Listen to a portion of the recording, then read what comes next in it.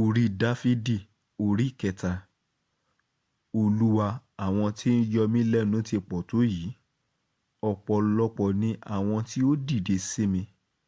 Ọ̀pọ̀lọpọ̀ ni àwọn tí ó wí ní ti ọkàn mi pé ìrànlọ́wọ́ kò sí fún nípa ti Ọlọ́run.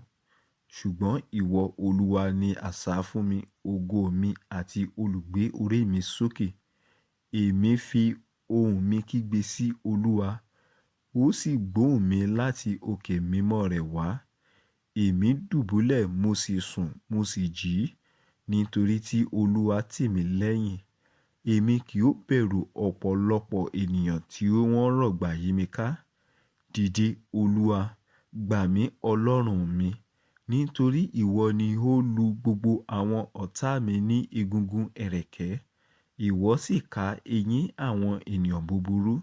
Tí Olúwa ní ìgbàlà, ìbùkún rẹ̀ sì ń bẹ lára àwọn ènìyàn rẹ̀.